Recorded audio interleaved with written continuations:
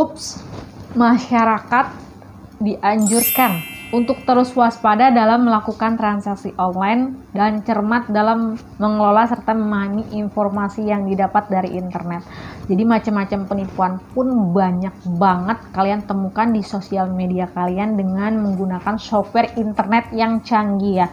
Jadi penipuan online itu adalah jenis kejahatan e-commerce pengguna layanan software internet dengan tujuan menipu atau mengambil keuntungan dari korban, seperti mencuri data, informasi personal, dan memicu pencurian identitas. Jadi waspada banget kalau kalian jangan pernah percaya atau tergiur dengan uang atau barang-barang yang branded ya. Kalian selidiki dulu itu benar atau enggak, valid atau tidak.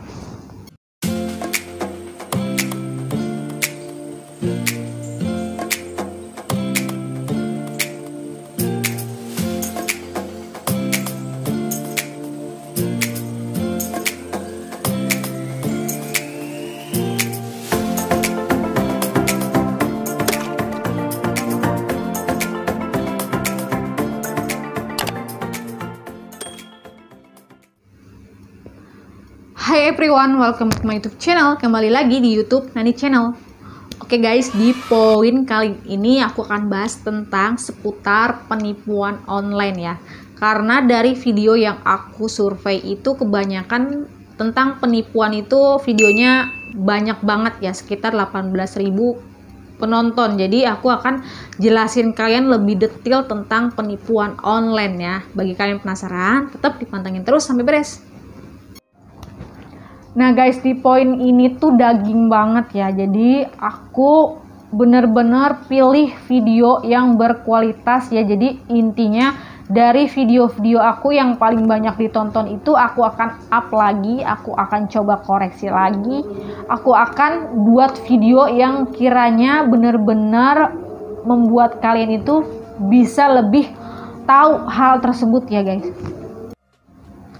Oke guys, di poin kali ini aku akan bahas tentang 7 macam jenis penipuan online yang kalian wajib ketahui, karena ilmu ini daging banget buat kalian ya, karena penipuan itu marak banget, jadi kalian harus benar-benar waspada akan hal tersebut.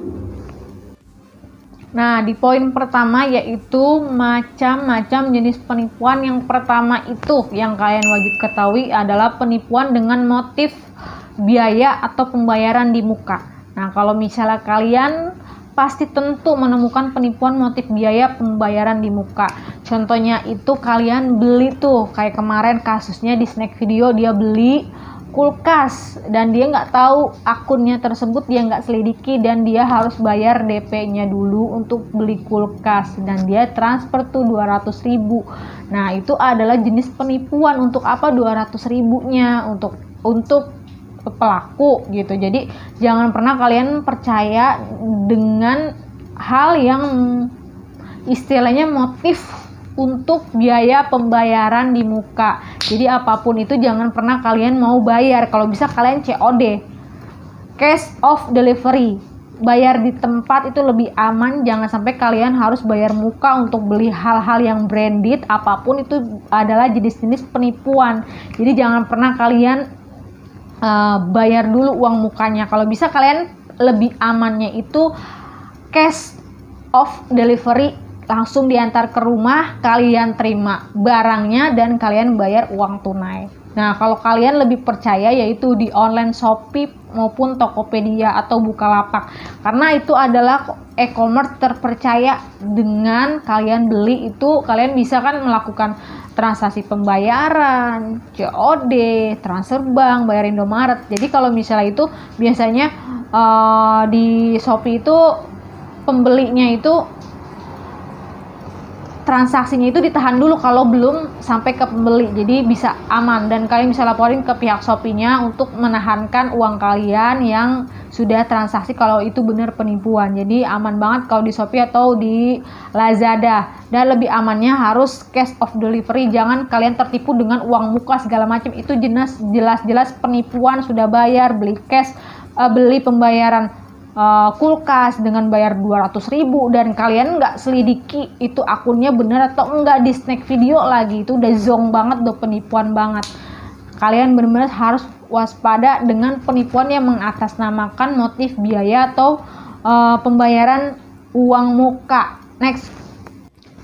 Nah, poin kedua adalah penipuan dengan motif antivirus. Nah, biasanya itu kan kalian kalau punya software, internet, laptop segala macam itu biasanya ada kayak situs web, misalnya laptop kalian itu kena virus segala macam. Mungkin ada orang yang mau penipu dengan cara hacker biar mengetahui identitas pribadi kalian dalam bentuk antivirus atau apapun itu. Jangan pernah kalian klik atau situs yang istilahnya melenceng dari apapun yang kalian nggak klik ya guys.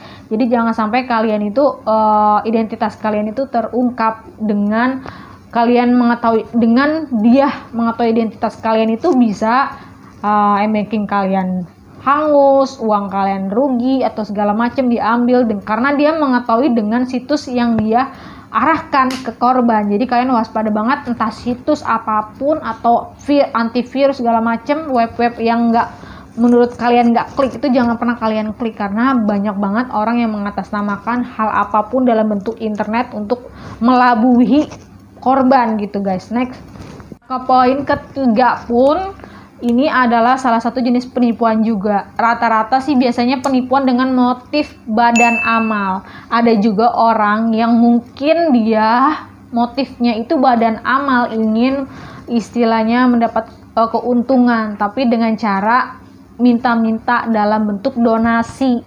Donasi itu bentuk amal yang mungkin disalahgunakan dalam bentuk pembangunan musola, masjid. Nah, di situ pun nggak ada unsur-unsur yang benar-benar hal apapun. Nah, di situ dia bisa merugikan orang lain. Jadi jangan pernah kalian mengatasnamakan, apalagi dalam bentuk ibadah segala macam. Ada juga itu penipuan yang motifnya itu adalah badan amal.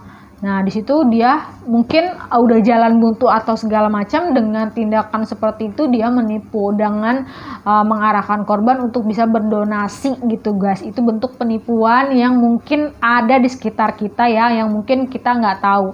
Nah, karena hati orang itu nggak ada yang tahu. Tapi tetap kalau kalian mau amal apapun seikhlasnya ya kalian amal, tapi tetap kalian juga jangan main amal istilahnya main percaya begitu aja, tapi kalian harus benar selidiki. Tetapi kalau uangnya masih receh mungkin kita masih bisa ikhlas ya guys.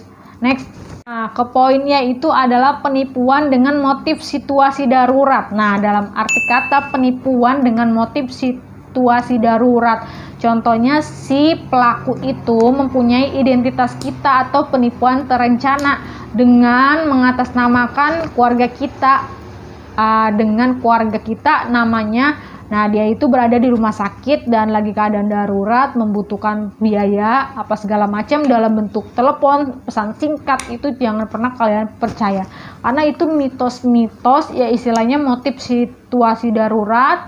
Karena kalau kalian sudah benar-benar panik keluarga kalian atau segala macam, kan kalian sudah nggak pernah berpikir panjang, jadi kalian bisa transfer uang itu dengan sendirinya, dengan instannya, karena dia itu mempunyai identitas atau penipuan terencana dengan identitas keluarga kalian. Jadi kalian benar-benar harus waspada, kalian sedikit handphonenya itu benar atau tidak dari kalangan keluarga kalian, atau pesannya itu real atau tidak. Jangan pernah kalian istilahnya main bertindak. Jadi kalau misalnya itu biasanya yang dirugikan kita ya, karena kita transfer uangnya guys. Next.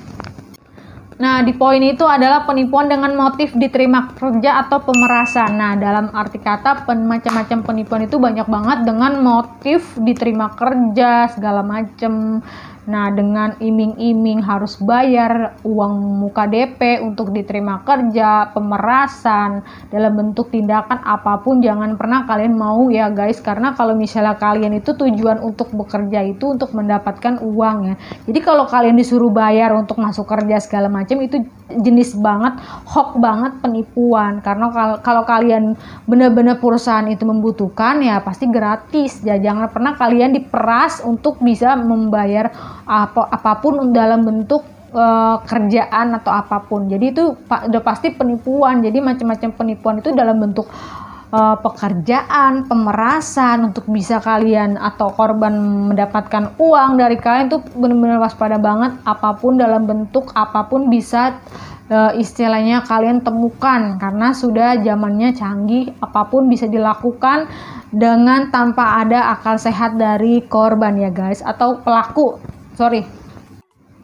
Next adalah penipuan menggunakan cek pulsa. Nah, di sini adalah penipuan jenis cek pulsa adalah motif cek pulsa. Contohnya kalau misalnya itu kalian bisa tuh ada orang mungkin yang belum kenal ingin tahu, atau kalian beli di counter dengan cek pulsa segala macam dan handphone kalian diambil. Jadi kalian jangan pernah percaya atau motif cek pulsa atau apapun yang berbau orang atau ketindakan yang istilahnya mengambil keuntungan untuk merampas handphone kalian. Apapun dia itu mungkin berniat tidak baik dalam bentuk merugikan orang lain dalam cek pulsa atau apapun dengan tujuan mengambil handphone kalian. Apapun itu benar-benar waspada. Nah, jadi kalau misalnya itu kalian harus dengan cermat mana kalian itu istilahnya info-info yang kiranya kalian bisa ketahui ya, karena kan segala macam jenis penipuan itu banyak banget. Kalau kalian terlintas apapun dalam bentuk uang atau segala macam itu, kalian jangan mudah tergiur ya guys, karena semua itu kalau kalian gak pikir akal sehat, kalian bisa tergiur dengan pelaku. Nah, di poin terakhir yaitu penipuan terhadap keluarga dengan mitos terhadap keluarga atau orang terdekat melalui SMS atau telepon. Nah, penipuan itu dengan motif istilahnya keluarga terdekat yang diinfokan kalau ibu kita sakit, ayah kita sakit, dengan tujuan untuk bisa memeras, dengan tujuan untuk bisa mendapat keuntungan dari pelaku. Jadi kalian itu jangan pernah percaya sama penipuan yang mengatasnamakan SMS atau telepon dengan mengatasnamakan keluarga kalian. Kalian harus validasi dulu kebenarannya, dia itu yang telepon itu siapa, akun apa. Jadi kalian jangan pernah tergiur dengan kalian mentransfer uang dengan cuma-cuma ya, karena kalian tanpa sadar pun kalian bisa melakukan, apalagi kalau orang yang mempunyai social engineer atau public speaking yang bagus, kalian bisa tergiur ya guys. Jadi apapun bentuknya kalian tetap waspada, tetap kalian harus benar-benar pahami jenis-jenis penipuan, karena sekarang macamnya itu canggih dengan jenis-jenis penipuan gitu. Kalian bisa temukan dan macam-macam orangnya itu beda dengan istilah hal apapun. Jadi kalian tetap harus waspada, tetap jaga kesehatan, tetap jangan pernah tergiur hal-hal yang wow atau apapun. Jangan pernah kalian mendapatkan apapun dengan kalian harus membayar uang muka segala macam, itu jenis penipuan. Jadi kalau kalian menang itu kalian harus berpikir realnya itu secara gratis, baru kalian bisa menyimpulkan itu benar atau tidak. Oke guys, segitu dulu tentang 7 macam jenis-jenis penipuan versi Nani Channel yang aku info ke kalian. Semoga bermanfaat. Tetap waspada atau apapun bentuk tindakan kejahatan yang kalian temukan ya, kalian tetap harus waspada. Jangan pernah kalian istilahnya percaya apapun. Kalian dengan cermas harus validasi kebenaran dari akun SMS, telepon atau segala macam. Semoga apa yang aku sampaikan berguna untuk kalian. Tetap pantengin channel YouTube aku sehingga kalian tahu info-info terupdate yang kiranya membantu kalian selangkah lagi lebih tahu hal apapun dalam seputar Android, seputar YouTube segala macam. Oke, semoga apa yang aku sampaikan berguna untuk kalian. See you next video, bye.